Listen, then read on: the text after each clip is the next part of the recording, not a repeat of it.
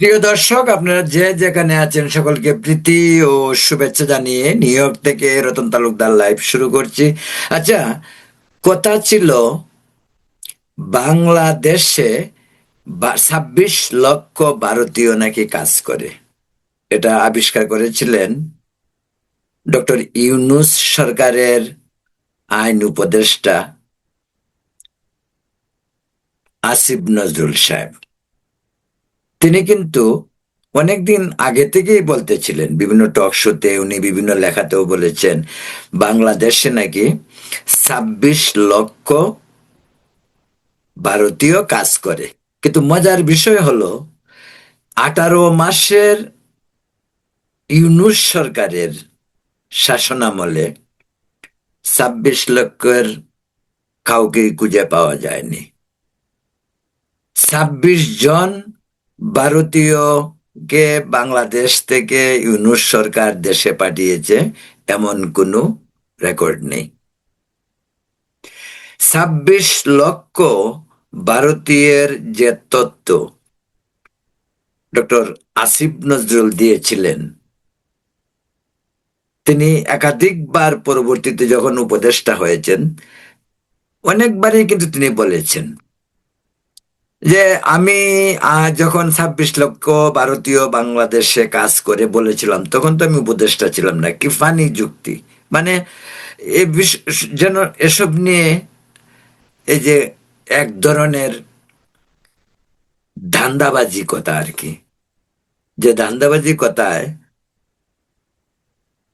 তারা কখনোই নিজকে হালকা মনে করে না, মনে করে অনেক জ্ঞান গর্ব, ঢাকা বিশ্ববিদ্যালয়ের আইনের টিচার তিনি, কিন্তু তিনি যা বলবেন তাই সত্য। কারণ ওই যে তথাকথিত জুলাই বিপ্লবের তিনিও তো একজন নায়ক। মগজ ধুলাই করা বা ডক্টর ইউনূসকে সঙ্গে নিয়ে যত ধরনের অপকর্ম দেশে করতে হয়, সমস্ত অপকর্মের নায়ক কিন্তু এই আসিফ নজরুল। তিনি আবার আইন উপদেষ্টা ছিলেন, আবার তার সময়েই দেশে সবচেয়ে বেশি মব এবং আইন শৃঙ্খলার গুরুতর অবনতি ঘটে, যা আপনাদের সকলের জানা। কিন্তু প্রশ্ন হলো যে 26 লক্ষ ভারতীয় আমাদের দেশ থেকে যাওয়ার কথা ছিল, কিন্তু এখন দেখছি হাজার হাজার বাংলাদেশি ভারত থেকে আসছে। এই যে অনুপ্রবেশ ভারত থেকে, আপনারা জানেন পশ্চিমবঙ্গ মমতা ব্যানার্জি সরকারের পতনের পর নতুন বিজেপি সরকার ক্ষমতায় আসার পর অনুপ্রবেশ ঘটছে।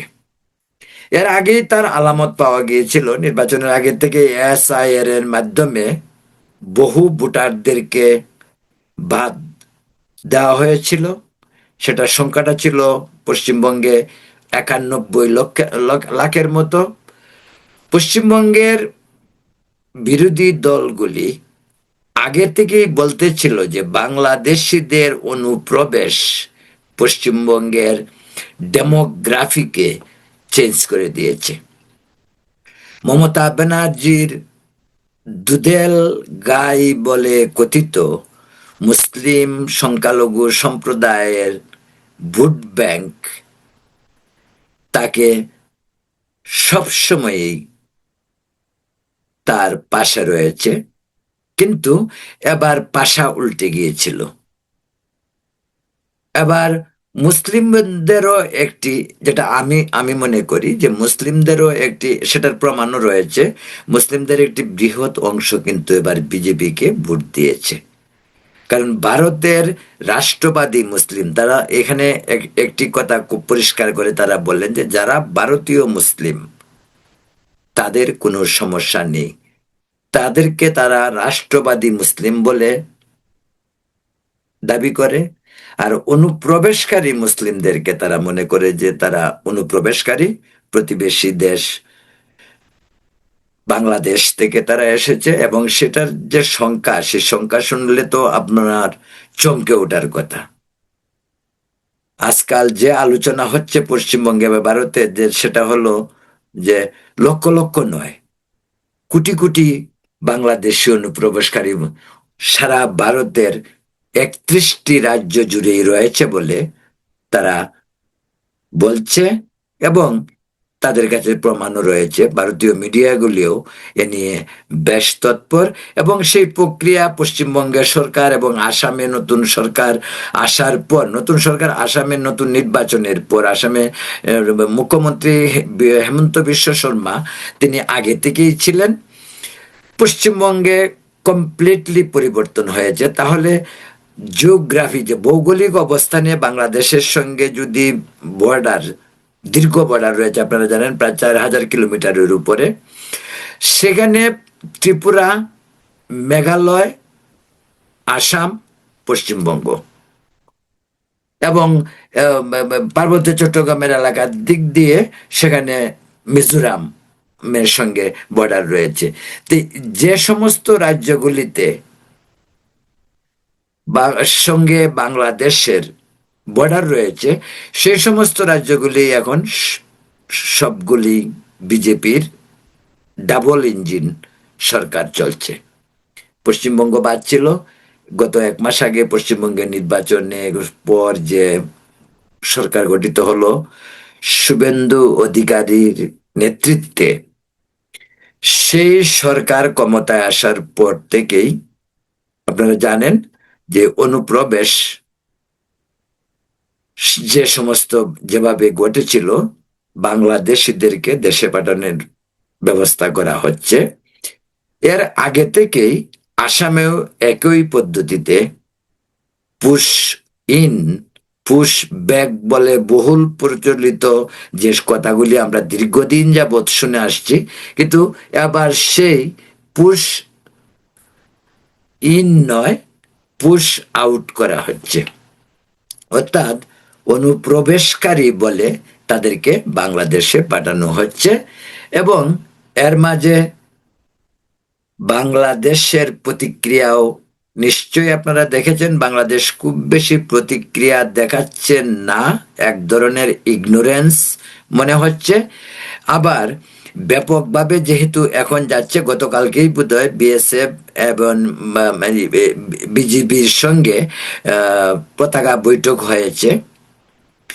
এদিকে পশ্চিমবঙ্গের সাথে বাংলাদেশের যে বর্ডার, সেখানে হাকিমপুর বর্ডার এলাকা দিয়ে সেখানে প্রচুর লোক পরিবার পরিজন সন্তান সন্ততি নিয়ে সেখানে জড়ো হয়েছে বাংলাদেশে যাওয়ার জন্য, এবং তাদেরকে সেখানে যে প্রক্রিয়াটি যতদিন পর্যন্ত না বাংলাদেশের সঙ্গে ফয়সালা হবে, তারপর তারা বাংলাদেশে ঢুকবে, এর আগ পর্যন্ত তাদেরকে সীমান্তবর্তী ওই হাকিমপুর এলাকাতেই সেখানে হোল্ডিং সেন্টার, মানে ওইখানে তারা হোল্ড করবে, ওখানে আপাতত তারা থাকবে। সেই হোল্ডিং সেন্টারের নামে যে সেন্টার করা হয়েছে সেখানে অনেকেই রয়েছে।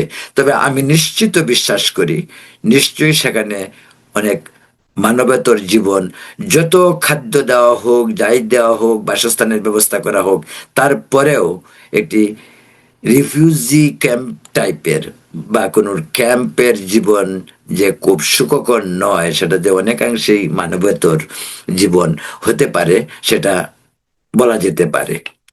প্রিয় দর্শকদের বলছিলাম যে এই যে বাংলাদেশের সাথে হঠাৎ করে তো এই অনুপ্রবেশ নিয়ে কথা ওঠেনি। অনুপ্রবেশ নিয়ে কথা উঠেছে তখন থেকেই, যখন ডক্টর ইউনূস সরকার ক্ষমতায় এসেই একটি এন্টি ভারত প্রক্রিয়া বাংলাদেশে শুরু হয়। ডক্টর ইউনূস একটা ডে ওয়ান, প্রথম দিন থেকেই ভারতের অত্যন্ত স্পর্শকাতর এলাকা চিকেন নেক বা শিলিগুড়ি করিডোর কে নিয়ে ডক্টর ইউনূসের মন্তব্য, চায়না গিয়ে মন্তব্য, প্যারিসে তিনি যেদিন প্রথম 8 আগস্ট বাংলাদেশে আসেন, তিনি প্যারিসে প্লেনে ওঠার আগেই সাংবাদিকদের বলেছেন চিকেন নেক নিয়ে। তো তো এই ডক্টর ইউনুস হঠাৎ তো চিকেন নেক, ভারতের সাথে সম্পর্ক, মুক্তিযুদ্ধ, ঠিক আছে, মুক্তিযুদ্ধের বিরোধিতা করবে, মুক্তিযুদ্ধের সবকিছু ঘুরিয়ে দেবে, সেটাও তার কাছ থেকে আশা করা যায়। কারণ তিনি যে একজন জামাতের ভিতরে ভিতরে পারপাস করছিল এতদিন, সেই জিনিসটা আমরা স্পষ্ট দেখতে পাচ্ছি 24-এর আন্দোলনের পর। ডক্টর ইউনুস ক্ষমতায় আসার পর আস্তে আস্তে প্রগতির সমস্ত পথ বন্ধ হয়ে গেছে। মুক্তিযুদ্ধের চেতনা বলতে যত স্মৃতি, মুক্তিযুদ্ধ জাদুঘর থেকে শুরু করে বঙ্গবন্ধুর 32 নম্বরের বাড়ি পর্যন্ত সবকিছুই ধ্বংস করা হয়েছে। ইতিহাস মুছে ফেলার গভীর ষড়যন্ত্র। তার সঙ্গে কারা ছিল? জামাত, নিঃসন্দেহে জামাত। এই যে 18 মাসের ডক্টর ইউনুস সরকার, সেই সরকারের আমলে জামাত কতটুকু শক্তিশালী ছিল তা তো আর আঙ্গুল দিয়ে দেখিয়ে দেওয়ার রেকর্ড, ভিডিও, কাগজপত্র কিছু দেখানোর দরকার নেই। মানুষ সবকিছুর সাক্ষী, বাংলাদেশের মিডিয়া সাক্ষী।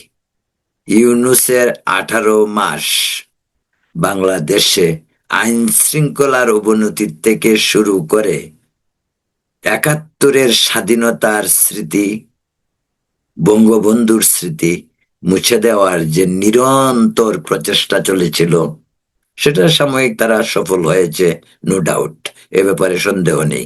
কিন্তু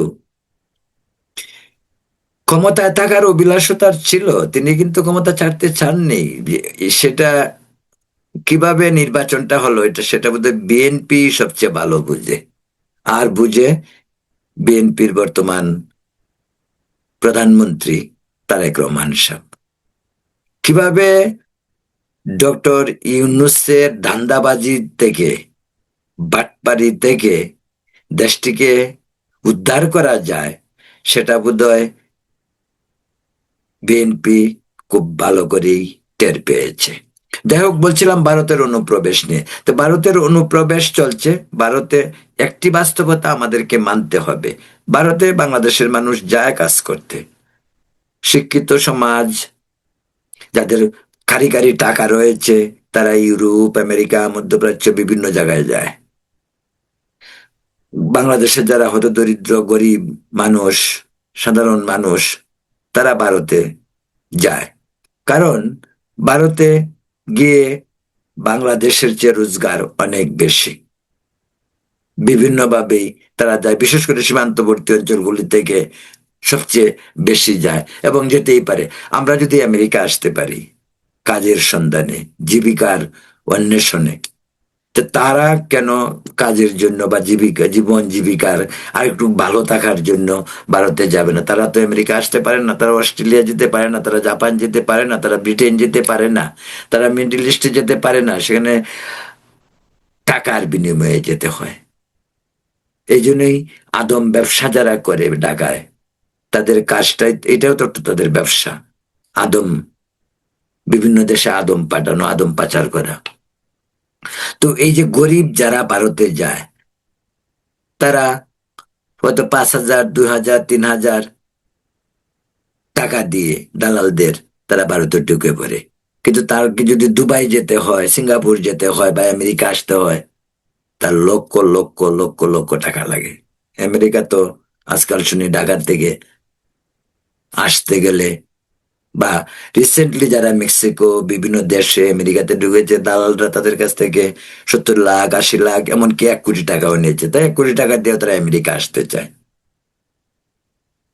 যার সক্ষমতা রয়েছে। মিডল ইস্টে গেলে তো অনেক টাকা।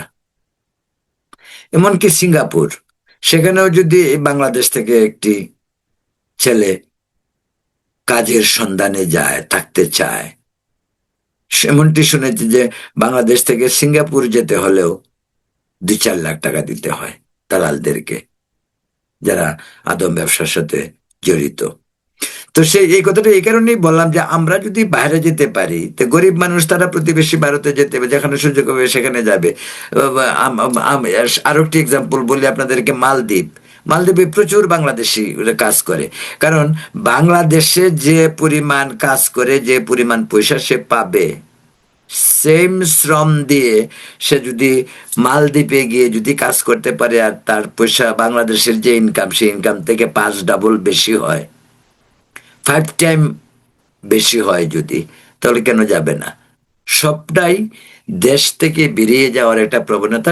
এই প্রবণতা আমাদের 80 সালের পর থেকে বাংলাদেশে ব্যাপকভাবে শুরু হয়েছে, এবং সবাই যে যেখানে পারে যাচ্ছে। সেটাই বললাম যে যার যার সক্ষমতা অনুযায়ী, কেউ আমেরিকা আসছে, কেউ অস্ট্রেলিয়া যাচ্ছে, কেউ জাপান যাচ্ছে, কেউ ইংল্যান্ড যাচ্ছে, কেউ সৌদি আরব যাচ্ছে, কেউ মালদ্বীপ যাচ্ছে, কেউ ভারত যাচ্ছে। কিন্তু ভারত যেহেতু আমাদের সঙ্গে ব্যাপকভাবে বর্ডার, প্রায় 4,000 কিলোমিটারের উপরে ভারতের সঙ্গে আমাদের বর্ডার রয়েছে, এবং আমি আগেই বলছি যে ত্রিপুরা, মেঘালয়, আসাম এবং পশ্চিমবঙ্গ সবগুলি রাজ্যেই এখন বিজেপি শাসিত সরকার। তো বিজেপি শাসিত সরকারের কিন্তু এই অনুপ্রবেশ বা বাংলাদেশিদেরকে নিয়ে গবেষণা তাদের সবচেয়ে বেশি, এবং তারা এটা জানে পশ্চিমবঙ্গের মমতা ব্যানার্জির আমলে এবং সিপিএম এর আমল থেকেই, সেটা বলছে যে 80 সালের দিক থেকেই সেই বিষয়টি শুরু হয়েছে, ব্যাপকভাবে অনুপ্রবেশ। এবং সেই অনুপ্রবেশ যদি পশ্চিমবঙ্গে সীমাবদ্ধ ছিল না, বা আপনি যদি ভারতে যান, এখন হয়তো কঠিন, কিন্তু আমি নিজে ভারতের দিল্লিতে প্রচুর বাংলাদেশি থেকে, যে মানে ট্যাক্সি ড্রাইভার থেকে শুরু করে রাস্তার পাশে যে সবজির দোকান বলেন বা অন্যান্য যে কোনো ধরনের দোকান হোক, সেগুলি বাংলাদেশিদের। আমি নিজে আসামেও পর্যন্ত এই একই দৃশ্য দেখেছি। আপনি আপনি যান মহারাষ্ট্রে, সেখানে প্রচুর বাঙালি। আপনি যান গুজরাটে, গুজরাটের পোশাক কারখানাগুলিতে, সেখানে প্রচুর বাঙালি। এমনকি উড়িষ্যা থেকে শুরু করে হায়দ্রাবাদ, বেঙ্গালোর, সব জায়গাতে বাংলাদেশে। তো এই বাংলাদেশিরা কোত্থেকে গেল এবং কোথায় গেল? দেখুন, একটি বিষয় খুব ভালোভাবে জাজ করা যায়। বাংলাদেশের একজন বাঙালি, পশ্চিমবঙ্গের একজন বাঙালি, একেবারে ইজি তাদেরকে আইডেন্টিফাই করা যায়। বাংলাদেশের বাঙালি বলতে আমি যেটা বলছি, এখন যদি ধর্মীয় দিকে আসেন, পশ্চিমবঙ্গের একজন মুসলিম, বাংলাদেশের একজন মুসলিম, দুজনকে কমপ্লিটলি আলাদা করা যায়। পশ্চিমবঙ্গের একজন হিন্দু, পশ্চিমবঙ্গের একজন মুসলিম, খুবই সিমিলারিটি। ভাষা, তাদের চালচলন, তাদের তাদের তাদের কথাবার্তার ভঙ্গি, এবং তাদের পোশাক আশাক, সবকিছু মিলিয়ে, হোক হিন্দু হোক মুসলিম। কিন্তু বাংলাদেশি মানুষটিকে, পশ্চিমবঙ্গের মুসলমান হোক, পশ্চিমবঙ্গের হিন্দু হোক, তা থেকে খুব সহজে আলাদা করে ফেলা যায়।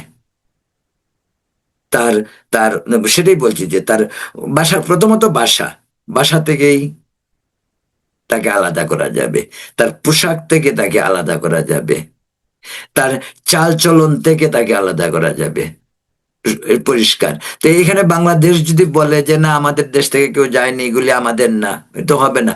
এখন যারা এখন অনুপ্রবেশ করবে বা করে এসেছিল, এখন হয়তো করবে না, কিন্তু এখন যাবে।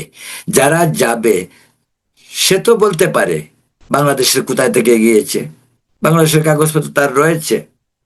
এখন যদি এরকমটি হয় যে পশ্চিমবঙ্গে স্থায়ীভাবে রাষ্ট্রবাদী মুসলিম বলে তারা এখন বলে, সেই রাষ্ট্রবাদী মুসলিমদেরকে তো আর বাংলাদেশে কেউ পাঠাচ্ছে না, বা তারা যাবেও না। কেন যাবে? তারা ভারতীয়।